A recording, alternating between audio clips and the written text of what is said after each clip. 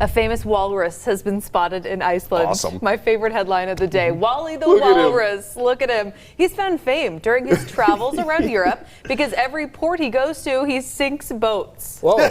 Wow. So he's so big that he hops up on these boats because he wants to, lounge as walruses do. And he's massive, so they sink every single time. So they have what doctors call a little bit of a weight problem. Yeah. Aww. He's just trying to be everyone's friend, and then it just goes wrong. That poor guy. He was initially spotted in Iceland, then he was in Ireland. According to the BBC, he's also been to Spain, other parts of the British Isles. He's got a passport now, and people can spot him because of his kind of unique markings on him and the fact that he sinks boats. In all of these ports, they try to put out like pontoons for him, like platforms designed for walruses.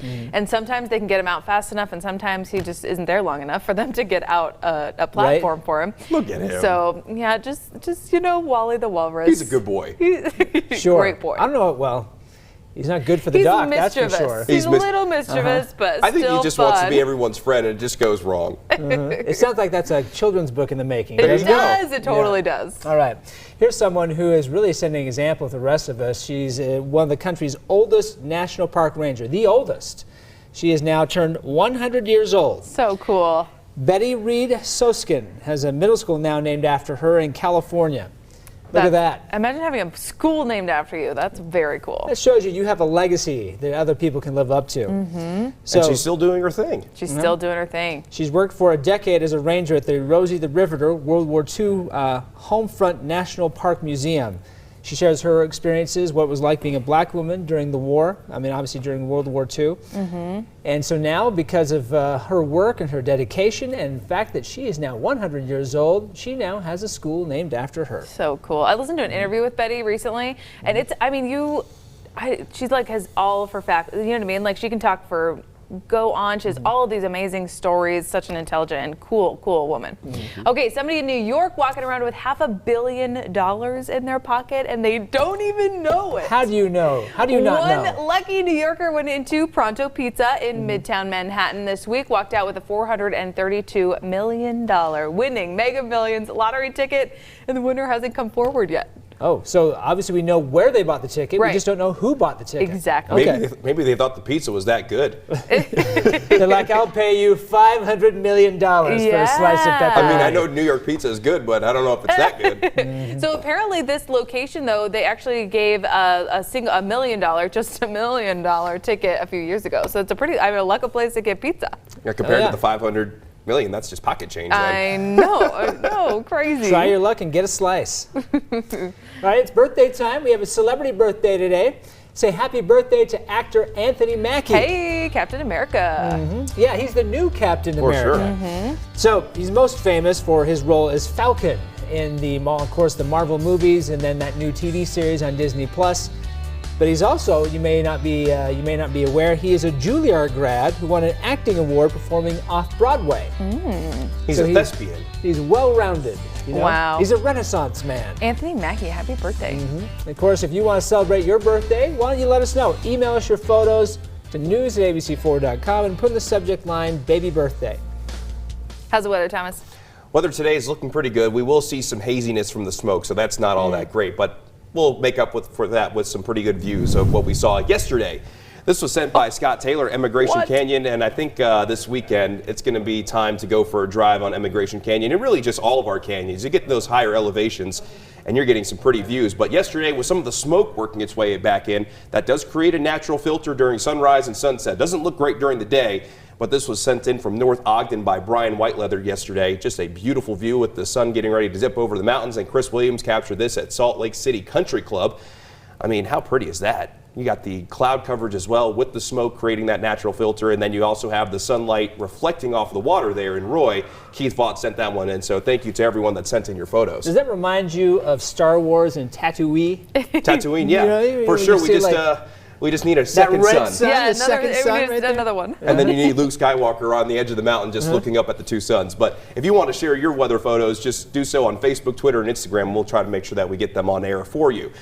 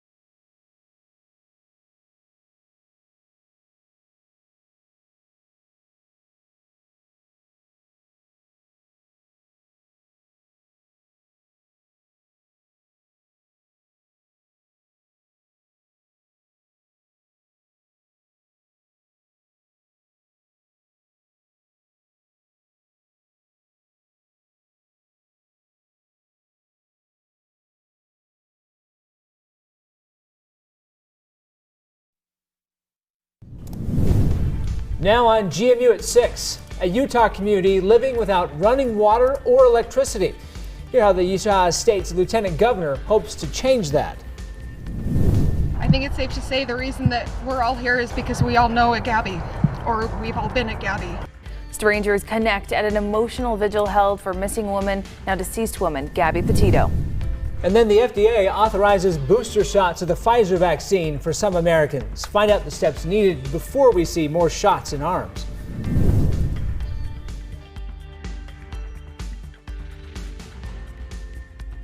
About on Good Morning Utah, that begins right now. Live, we're there for you.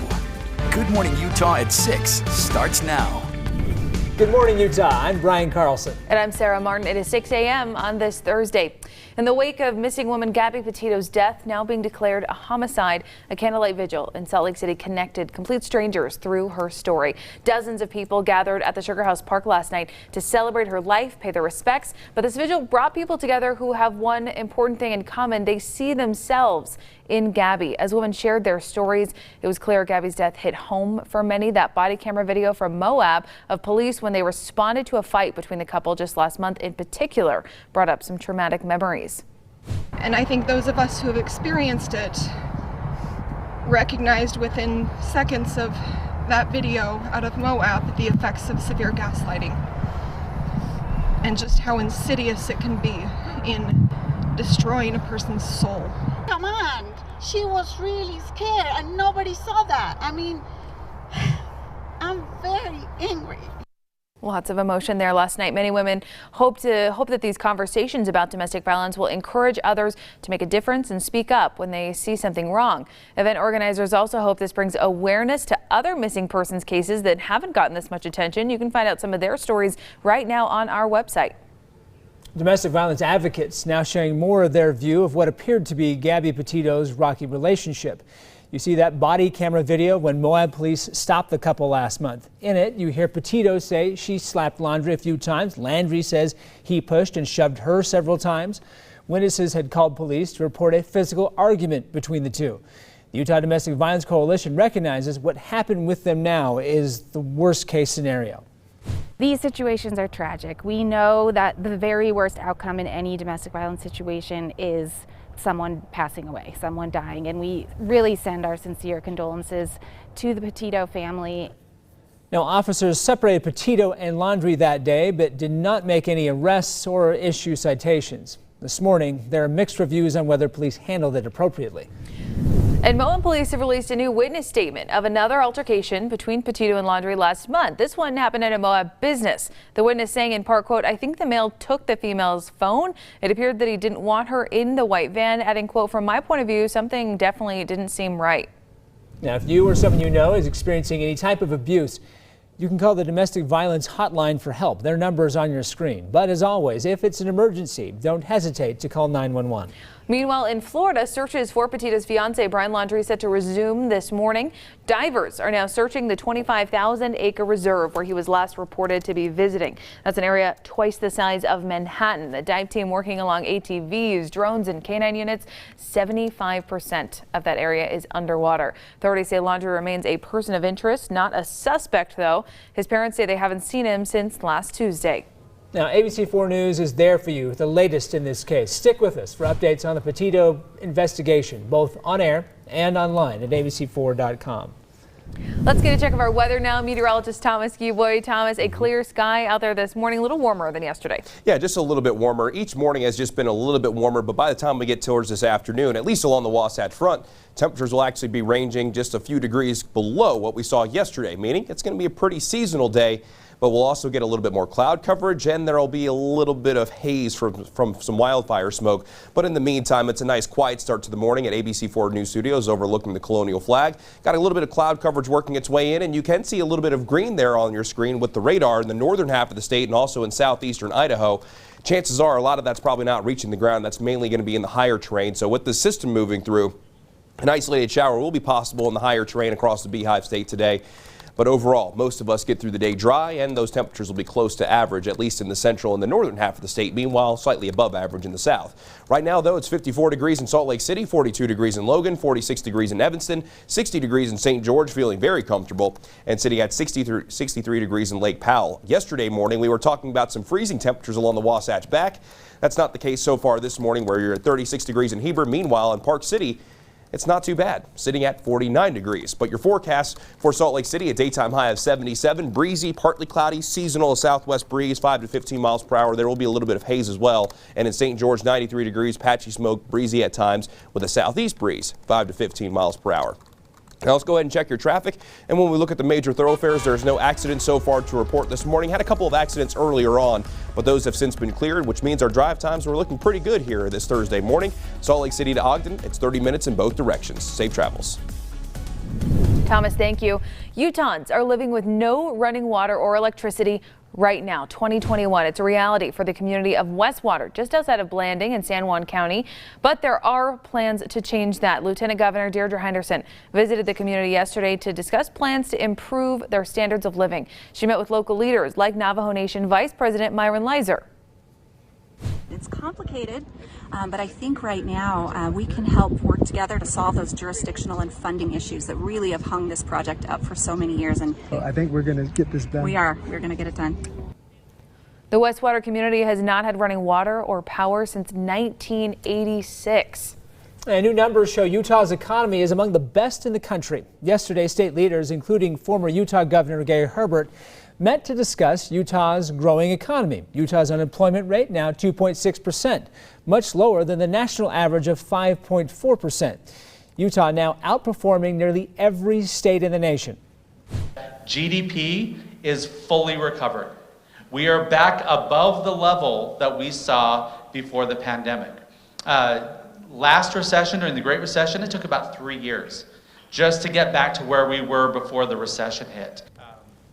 Now, state leaders say Utah is seeing strong economic growth despite a stagnant labor sector.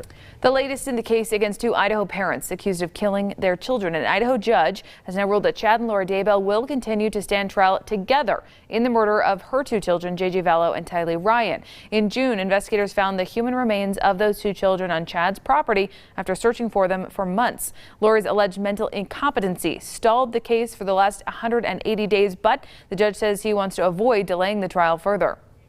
I am going to set one trial for both defendants, and we'll hope that we can get both defendants to trial.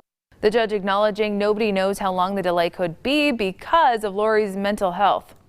Back home here in Utah, our Bureau of Land Management is thanking an anonymous group of volunteers who cleaned up the Bonneville Salt Flats sign. The BLM says that sign was covered in stickers, but this group scraped them all off. The BLM says stickers are a form of vandalism, and if you see any suspicious activity, to call the number on your screen. And students in the Murray School District now have to pay to attend high school football games. Administrators say they need to make up for damages caused by a viral TikTok challenge. The trend is called Devious Licks. Students post a video to TikTok showing themselves damaging school property, like smashing bathroom mirrors and sinks or stealing soap dispensers. The Murray District released a statement saying of it to ABC4 News, saying in part, quote, "These devious actions have continued to escalate and are costing untold sums in material and time-expensed repairs. As stewards of taxpayer funding and at a time when resources are limited and academic needs great, it is our duty to be responsive to this senseless waste of money." Then in Sandy, police have now arrested a man accused of stealing a gun from the Shields Sporting Goods store. Sandy police posted his photo this week, hoping someone would spot him. And thanks to an anonymous tip, they arrested the man, recovered the rifle, and a second stolen gun. So far, no word on his identity.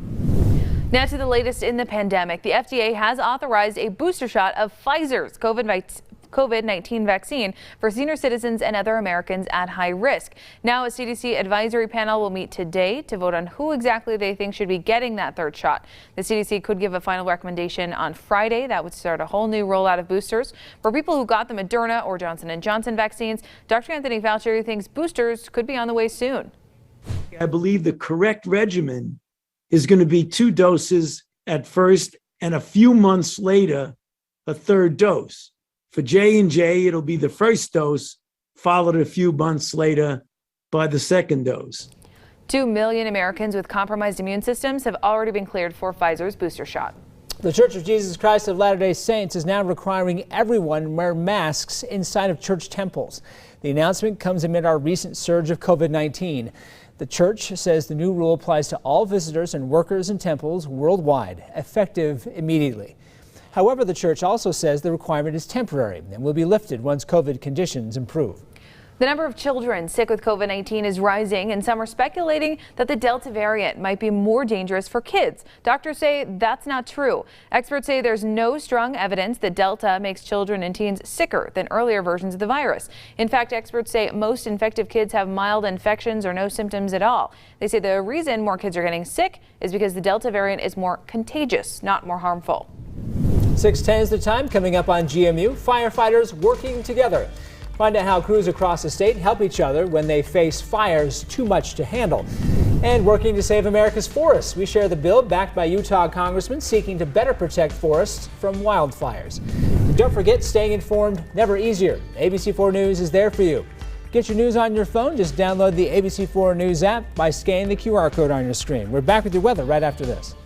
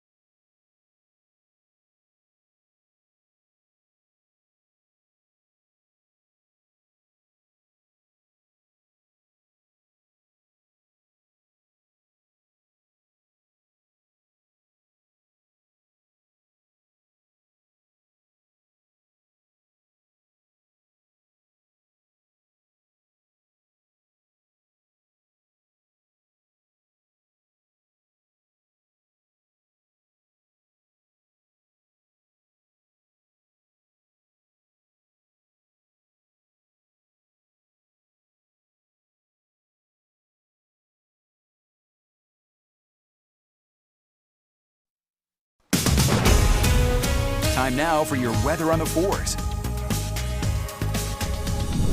It is time for our weather. Let's get a check of it with meteorologist Thomas Givoy. Thomas, what are you seeing for us on this Thursday? Well, Sarah, this Thursday is going to bring fairly seasonal conditions for the Wasatch Front. Meanwhile, we're going to still be on the warmer side a little bit farther down south, but our weather headlines, they include hazy skies. We're going to get more wildfire smoke today, leading to moderate air quality for a lot of spots, especially along the Wasatch Front.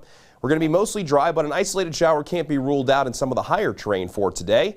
We'll be trending warmer heading into this upcoming weekend with temperatures going back to above seasonal averages, but a cool down by the middle stages of next week looks like it might be in sight. We'll talk about that coming up in just a little bit, but we'll start with this view from Alta.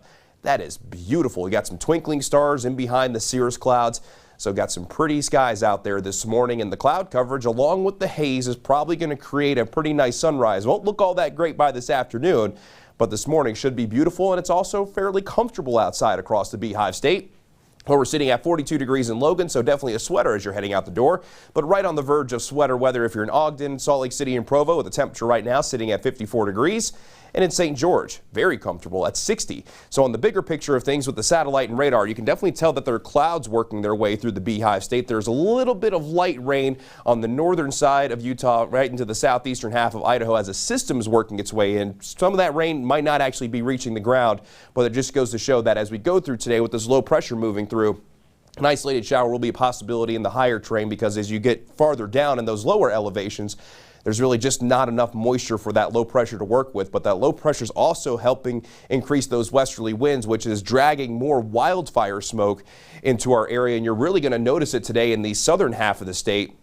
Meanwhile, we'll be looking at hazy conditions across the central and northern half of the state. For daytime highs in the central and northern half of the state, temperatures will be close to seasonal averages. 78 degrees in Provo, 77 degrees in Salt Lake City, 77 degrees in Wendover, and you'll notice slightly warmer temperatures as you go down south. Very comfortable in Cedar City with a high of 79 degrees with hazy skies. We'll go with a high of 86 degrees in Moab and 93 degrees for those of you down in St. George. So as we begin the watching your weather for you, our winds are going to be out of the west today as we get that system moving through before they switch more out of the north, but an isolated shower a possibility in those higher terrain spots during the early stages of the afternoon. But by tomorrow, the chance of any rain comes to an end across the entirety of the state as those winds become a little bit more northerly.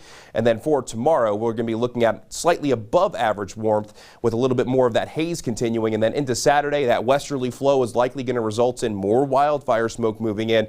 And this westerly flow will also result in some slightly warmer temperatures as well. I'm thinking by the time we get into your Saturday and your Sunday, those daytime highs along the Wasatch Front are going to be in the lower to middle 80s. Meanwhile, for those of you down in St. George, your temperatures are going to be very consistent over the next several days, with lower to middle 90s continuing with a mostly sunny to partly cloudy sky each day. But for today and tomorrow, we will have those hazy conditions, and it will be breezy today as well, as overnight lows will settle more so into the middle 60s. But a cool down could be on the way by next Wednesday, with temperatures dropping into the middle 80s. Along the Wasatch Front, middle to upper 70s for today, breezy, partly cloudy. Tomorrow, a little bit more sunshine with the daytime high closer to 79 degrees, then lower to middle 80s for your Saturday and Sunday, more so middle 80s for your Monday. But look towards next Wednesday. There will be at least an isolated chance for some rain, as those temperatures could be dropping back from the 80s into the 60s. So a cool down does look like it might be on the way for the middle stages of next week. We'll keep you posted on that. In terms of our traffic, they're really not finding too many issues out there. No accidents to report, which means our major thoroughfares and those drive times are looking great this morning. From Bangor Highway from I-15 to I-80, you're looking at anywhere from 26 to 28 minutes. Safe travels. But if you want to take your weather with you on the go today, just download the Pinpoint Weather app. You can go to the App Store or Google Play, or just scan the QR code right there on your screen. Thank you, Thomas. New this morning, you may not realize how well Utah firefighters work together to help fight big fires. Firefighters say when battling big building fires, they need at least 14 firefighters on scene. And that can be hard when a local station's staffing is low. So to help them, fire stations have an automatic system that puts out calls to multiple departments to come assist. They hit the 14 firefighter requirement without draining any single station from its crew. Now to an update on the Sequoia National Park fire in California. More than 1,400 firefighters are on the lines of the Sequoia National Park trying to save those large historic trees. So far, none of the gigantic trees have been harmed. Crews are clearing out vegetation and are covering the trees in fire-resistant sheets. Right now, officials are aware of one big tree on the Trail of 100 Giants being burned, but not substantially. They say as long as giant sequoias don't go through intense burning, they can actually benefit from fire. And Utah Congressman Blake Moore is now backing a bill to help save America's forests called the Save Our Forest Act. He, as well as a congressman from California, introduced the act to address chronic staffing shortages in our national forests, hoping to improve wildfire responses. The bill would fill vacancies in recreation management and also provide forest protection training and certification for those filling those vacancies. He says he's proud to introduce the act to help improve wildfire risk and overall management. In the Northeast, families may have survived last month's major storms, but now they're wondering how they'll survive financially. Thousands of people's homes are damaged beyond repair. Look at that flooding. Most didn't have flood insurance because they say they didn't even consider it. They weren't on the coastal floodplain. So far, FEMA has distributed more than $30 million to over 8,000 families. In national news, the House Committee investigating the January 6th attack on the U.S. Capitol could issue its first subpoena soon.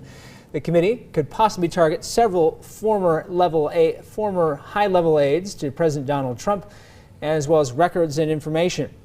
Sources tell ABC News the former GOP Congressman Mark Meadows and White House aides Dan Scavino and Stephen Miller among those of interest to that committee. A crisis at our southern border. Many thousand migrants from Haiti have made their way to Texas through Mexico. Now we're getting a better look at how they are managing that trek.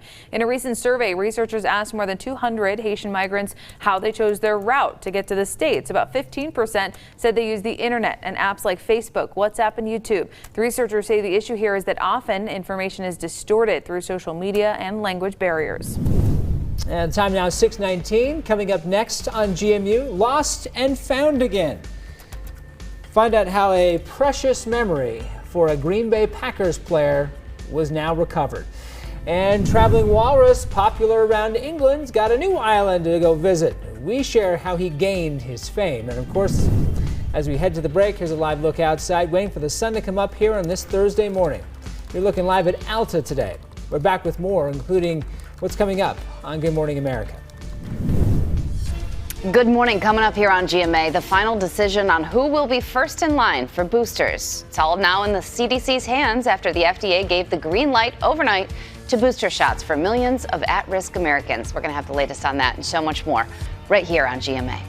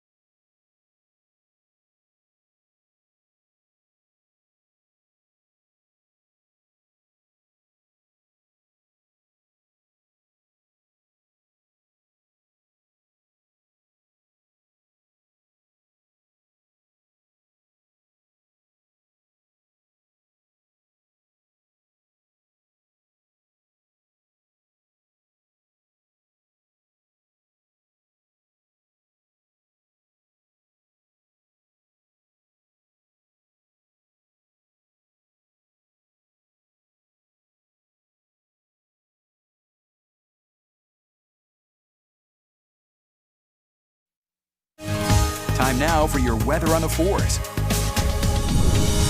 Hey, good morning, Utah. Happy Thursday or happy Friday Eve. We're coming up here on 624 on this Thursday morning. We'll begin with the doTERRA downtown Salt Lake City camera, where all is nice and quiet this morning. Got a little bit of cloud coverage out there, but it's looking quite pretty out there right now.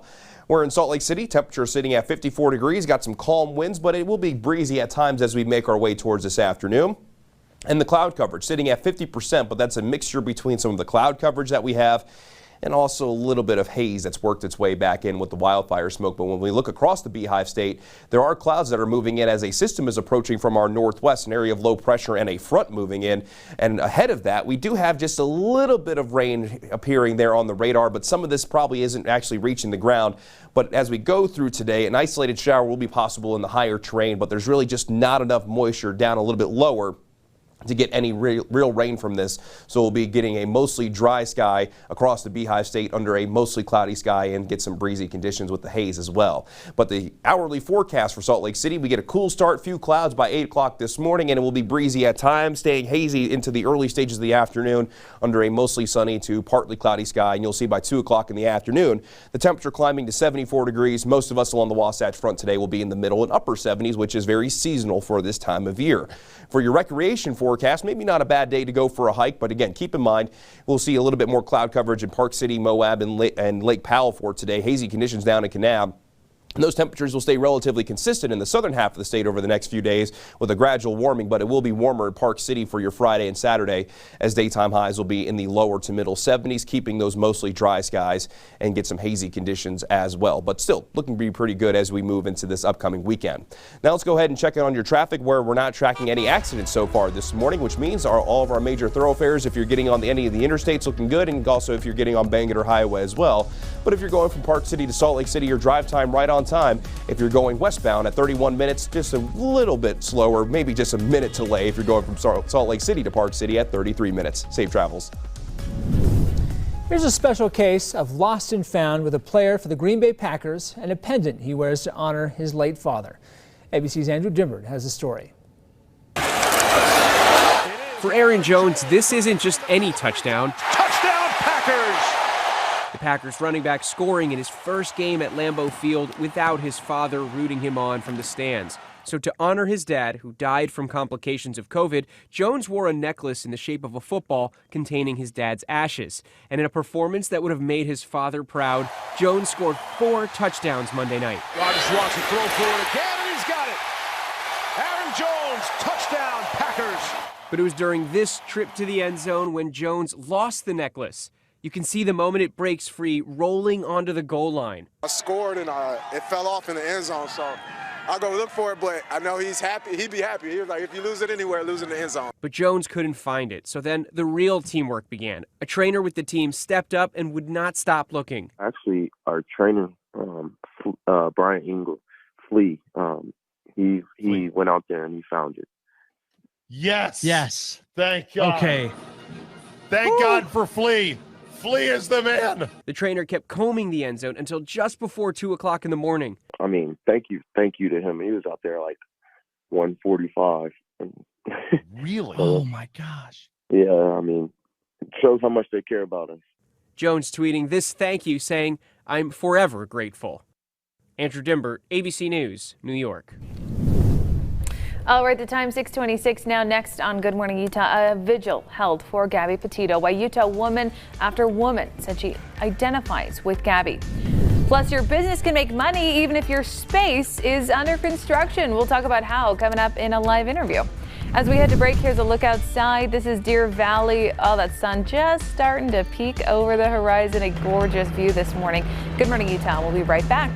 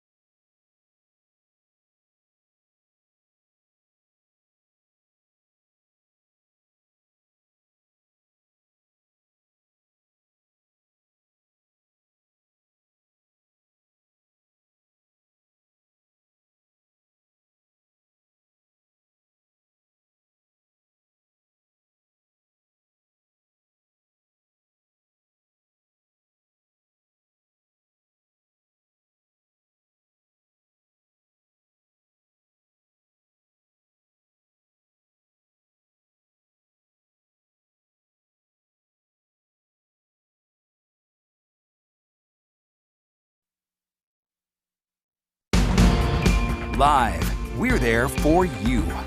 Good Morning Utah at 6:30 starts now.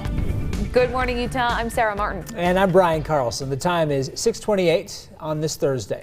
In the wake of missing woman Gabby Petito's death being declared a homicide, a candlelight vigil in Salt Lake City connected complete strangers through her story last night. Dozens of people gathered at the Sugar House Park to celebrate her life and pay their respects. But this vigil brought people together who had one important thing in common. They see themselves in Gabby. As women shared their own stories, it's clear Gabby's death hit home for many. The body camera video from Moab police, especially when they responded to a fight between the couple just last month, brought up traumatic memories. And I think those of us who have experienced it recognized within seconds of that video out of Moab the effects of severe gaslighting and just how insidious it can be in destroying a person's soul.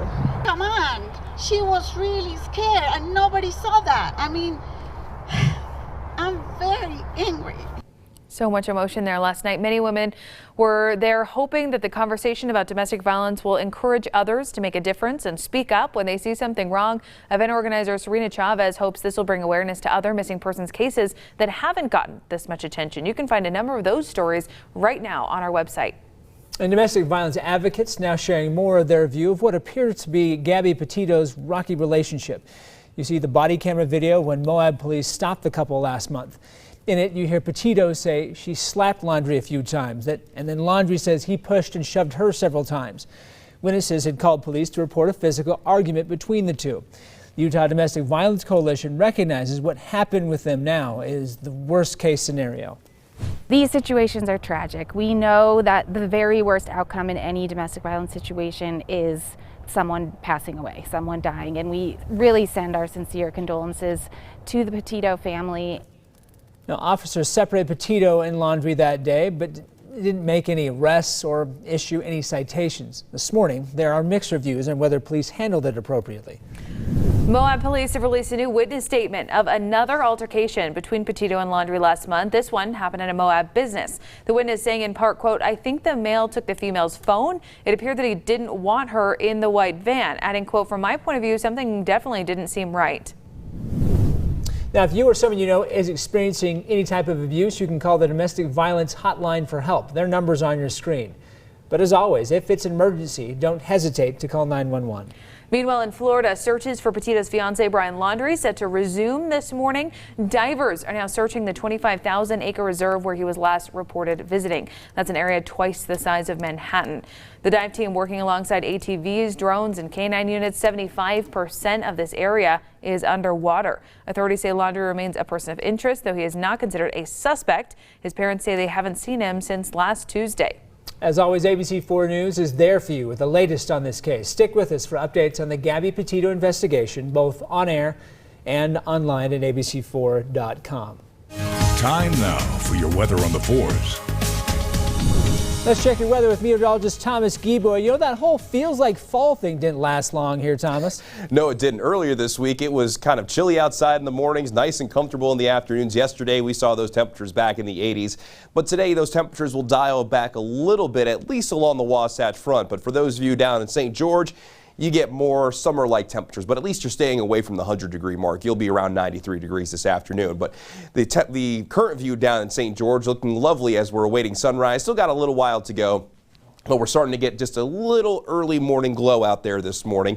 And with a little bit of haze from wildfire smoke and some partly cloudy skies, should see some pretty nice views across the Beehive State this morning. So you'll probably see a pretty nice sunrise really no matter where you are. We got clouds working its way into the Beehive State as a system is approaching from our northwest. And you can see that the radar is picking up on just a little bit of rain. Some of this rain might not actually be reaching the ground, but in some of the higher terrains today as this low pressure moves in, an isolated shower can't be completely ruled out, looking mostly dry along the Wasatch Front. But maybe for those of you in Logan, you could find an isolated shower that might not last all that long. But after today, the chance of any rain comes to an end as we go throughout the rest of this weekend. But for most of you today, you get through the day dry just with that partly cloudy sky and hazy conditions. But as you're heading out the door right now, 54 degrees in Salt Lake City, 42 degrees in Logan. We're sitting at 45 degrees in Delta, 46 degrees in Elko, 52 degrees, in Milford. We're at 63 degrees in Lake Powell. And for those of you in Blanding, you're sitting at 52. Your dog walking forecast for today, even though there will be haze and partly cloudy skies, still looks like it's going to be a pretty good morning over the next few hours, especially in Salt Lake City, to take your dog for a walk. As temperatures by 9 o'clock this morning will be climbing to around 58 degrees, and then 69 for a temperature at noon today. So looking good through the early stages of the afternoon. It will be a little bit on the warm side by later this afternoon, but temperatures along the Wasatch Front close to seasonal averages, middle to upper 70s, with a high of 77 degrees in Salt Lake City. Partly cloudy, hazy southwest wind 5 to 15 miles per hour. And in the southern half of the state, a temperature of 93 degrees in St. George. And in the southwestern corner of the state, that patchy smoke will likely be just a little bit thicker, so it might not look as good this afternoon, even though you will still be staying on the warm side. With your traffic, no accidents so far to report. Still looking great across our major thoroughfares. It does look like there's a little bit of a slowdown as you travel north of Ogden if you're heading northbound, but not causing too many delays for the time being.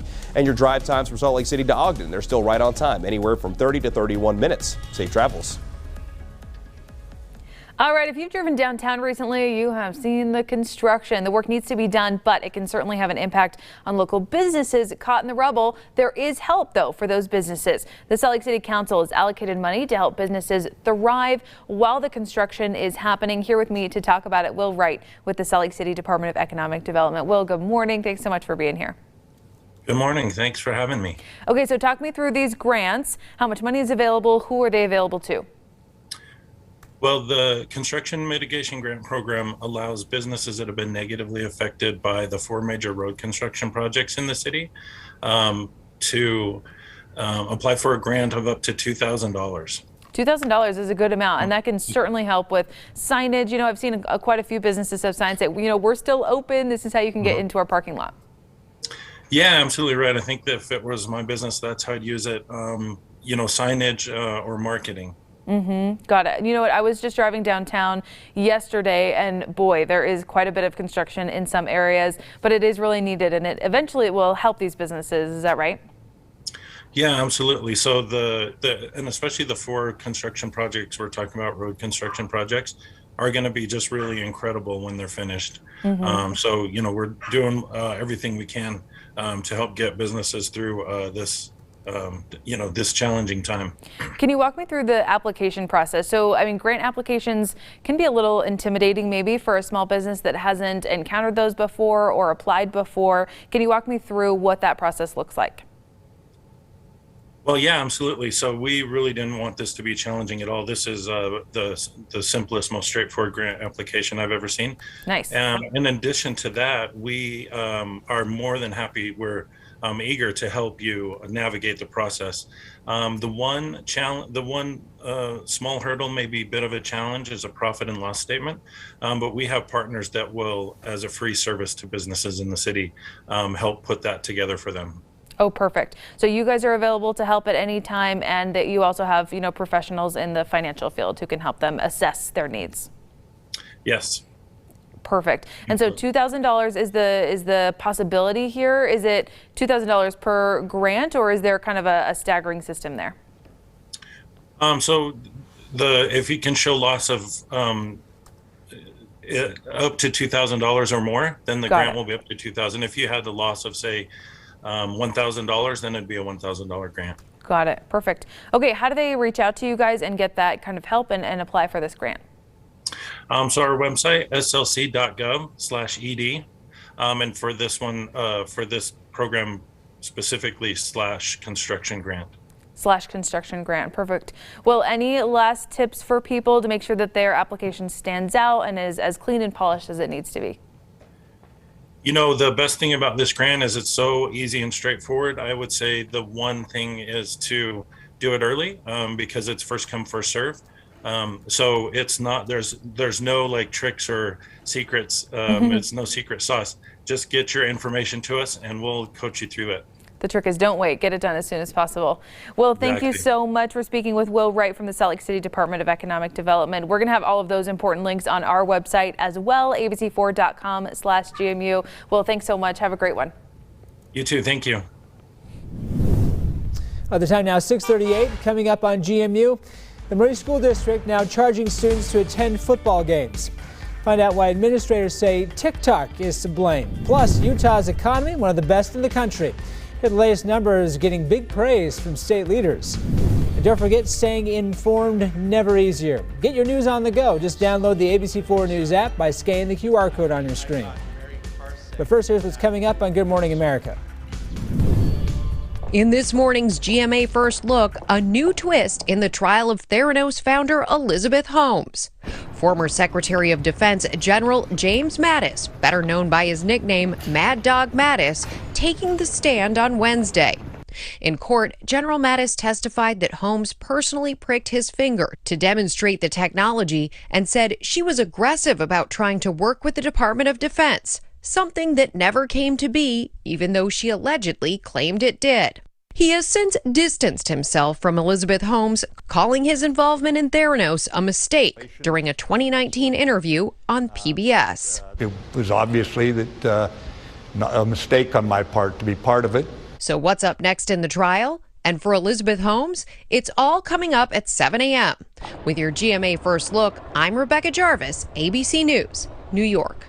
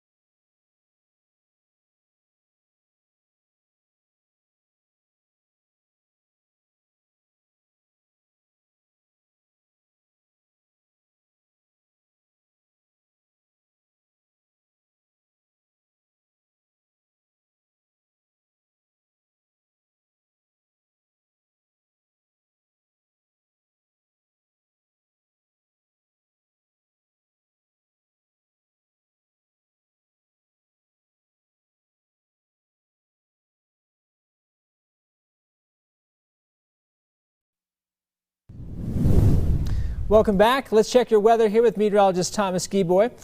And your business report here this morning as well. So we have that business here for you. Talks of a high-tech dressing room with Amazon. Americans also expected to spend big on candy and costumes this Halloween. Here's your Good Morning Utah business Stock report. markets turning themselves around after hearing from the Fed. Following 4 straight down sessions, the Dow and S&P both closed 1% higher. The Nasdaq also gaining 1%. The Federal Reserve's Open Market Committee signaling interest rates could get a boost next year, and it may soon start cutting back on its bond buying program. And the housing market cooling off a bit in August. The National Association of Realtors says existing home sales fell 2% compared to July, the biggest drop-off since the spring. Plus, Amazon may be ready to push high-tech into the dressing room. The Wall Street Journal says possible plans for an Amazon department store include customers using their phone to pick out clothes to try on, and then associates going to get them. Another idea, a touchscreen in the dressing room that would allow shoppers to pick out other items without having to leave. And finally, with Halloween just over a month away, the National Retail Federation is expecting Americans to spend over $10 billion this year on everything from candy to costumes. And that's your Good Morning Utah business report. From Utah's most accurate forecast, here's a pinpoint weather update. Now that we've taken care of business, let's talk about your weather. And we've got a situation, we're still seeing all that drought out there this morning here, Thomas. Yeah, it's still not a good situation, but for the more or less the second to third week in a row, we have not seen any change with our drought monitor. It has come out for this morning, and again, really no change. Still 21% of the state of Utah included in the exceptional drought, which is the most severe category, and that is unchanged from last week, while 100% of the state remains in at least severe drought. So as we go throughout the next handful of days, really not going to find too much relief. Maybe as we turn the page into the middle of next week, we can find some changes. But again, we're going to be looking at a mostly dry pattern, and that's in your weather headlines this morning. It also includes hazy skies, a warmer weekend in store. But heading into the middle stages of next week, not only could we see a pattern change, but we could also maybe get some cooler temperatures. Did want to start off with this cool view, though, from Moab, where you can actually see the silhouette of the cliffs there because of the nearly full harvest moon. It was full a couple of days ago, but it's still bright enough to where you can get that silhouette of the cliffs this morning, and it should be a pretty nice sunrise this morning as well. With the satellite and radar, we do have clouds moving across the Beehive State. There's a low pressure sitting off to our northwest, and that low pressure is helping bring just a little bit of light rain to some of the higher elevation spots, and that's going to be a possibility through today. But most of us stay dry with that partly cloudy sky. But notice those winds. They're mainly out of the west. That's helping drag in a little bit more smoke, and you're especially going to notice it in the southwestern corner of the state, where we'll be looking at moderate air quality for most. Still doesn't look to be too bad in St. George and Cedar City, as most of the smoke should remain elevated, so your air quality not looking too bad. But along the Wasatch Front, Tuella County down to Carbon County, going to be moderate today. Meanwhile, the northern tip of the state and the eastern half of the state, east of the Wasatch, looks like it's going to be good air quality once again.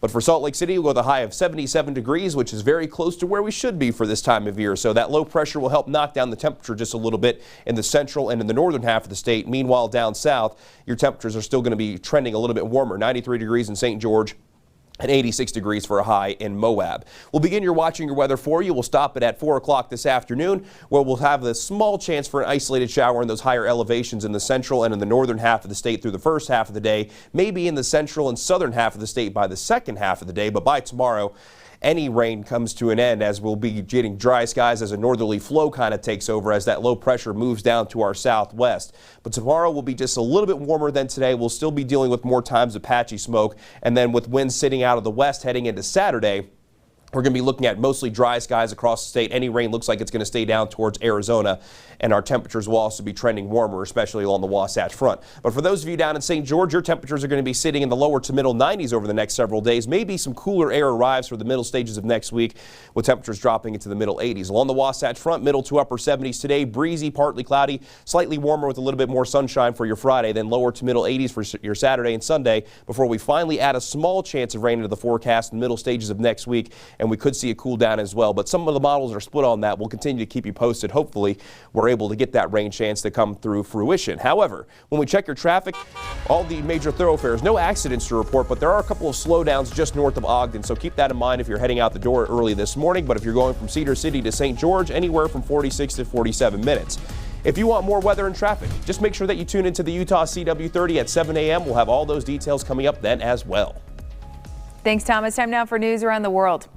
In Mexico, hundreds of Haitian migrants waited outside the Mexican Commission for Refugee Assistance yesterday, trying to stay in Mexico. Many thousands of people from Haiti who made it to the U.S. have been flown back to their home country. So now many others are trying to find homes and jobs there in Mexico. Shelters in this area are setting up tents to protect people from the rain and sun. In France, grape harvesting has begun. Growers are pessimistic, though, about this crop because it's been a rough weather year for the delicate food. Frost and mildew fungus hit vineyards hard all over the country. In April, growers responded to putting out candles in fields to ward off a frost. Production is expected to be significantly lower than usual this year.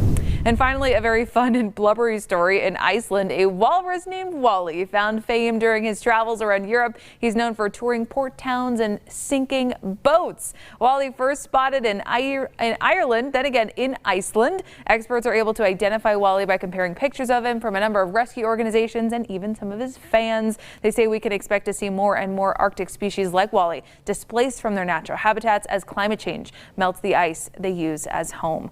That's your news around the world. And then here in southern Utah, it may be 2021, but for one Utah community, it may as well be the 1800s. They're living with no running water or electricity. That's the reality for the Navajo community of Westwater, just outside of Blanding in San Juan County. But there are plans to change that. Utah's Lieutenant Governor visited the Westwater area yesterday to discuss how to improve their standards of living. She met with local leaders of the Navajo Nation. It's complicated, but I think right now we can help work together to solve those jurisdictional and funding issues that really have hung this project up for so many years. And I think we're going to get this done. We're going to get it done.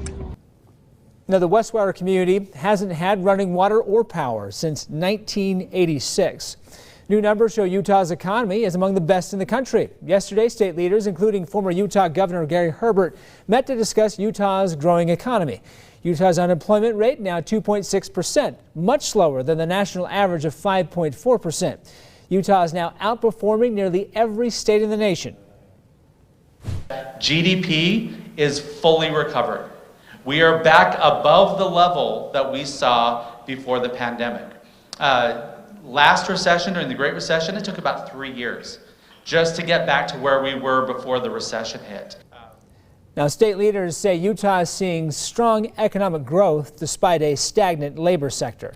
The latest now in the case against two Idaho parents accused of killing their children. An Idaho judge has ruled Chad and Lori Debell will continue to stand trial together in the murder of J.J. Vallow and Tylee Ryan. In June, investigators found the human remains of those two children on Chad's property after searching for them for 6 months. Lori's alleged mental incompetency has stalled the case for about 180 days. The judge, though, says he wants to avoid delaying the trial any further. I am going to set one trial for both defendants, and we'll hope that we can get both defendants to trial. The judge acknowledging nobody knows how long the delay could end up being because of Lori's mental health.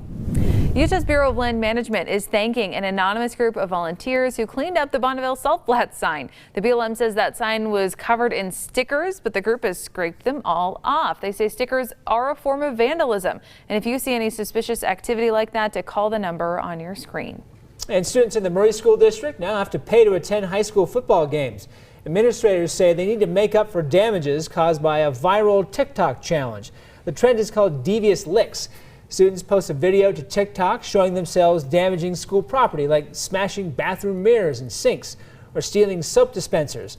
Well, the Murray District released a statement to ABC4 News saying this, in part, quote, "These devious actions have continued to escalate and are costing untold sums in material and time-expensed repairs. As stewards of taxpayer funding at a time when resources are limited and academic needs great, they say it is our duty to be responsive to this senseless waste of money." In Sandy, police have now arrested a man accused of stealing a gun from the Shields sporting goods store. Sandy police posted his photo this week, hoping someone would spot him. Thanks to an anonymous tip, they arrested the man, recovered the rifle, as well as a second stolen gun. So far, no word on his identity. Now to the latest in the pandemic. The FDA has authorized a booster shot of Pfizer's COVID-19 vaccine for senior citizens and other Americans who are at high risk. Now a CDC advisory panel will meet today to vote on exactly who they think should be getting a third shot. The CDC could give a final recommendation on Friday. That could start a new rollout of boosters. For people who got the Moderna or Johnson & Johnson vaccines, Dr. Anthony Fauci thinks boosters could be on the way soon. I believe the correct regimen is going to be 2 doses at first and a few months later, a 3rd dose. For J&J, it'll be the first dose, followed a few months later by the 2nd dose. 2 million Americans with compromised immune systems have already been cleared for Pfizer's booster shot. And the Church of Jesus Christ of Latter-day Saints is now requiring everyone wear masks inside of church temples. That announcement comes amid our recent surge of COVID-19. The church says these new rules apply to all visitors and workers in temples worldwide, effective immediately. However, the church also says the requirement is temporary and will be lifted once COVID conditions improve. The number of children sick with COVID-19 is rising. That has some speculating that the Delta variant might be more dangerous for kids. Doctors say, though, it's just not true. Experts say there's no strong evidence that Delta makes children and teens more sick than earlier versions of the virus. In fact, experts say most infected kids have mild infections or no symptoms at all. They say the reason more kids are getting sick is because the Delta variant is more contagious, not more harmful.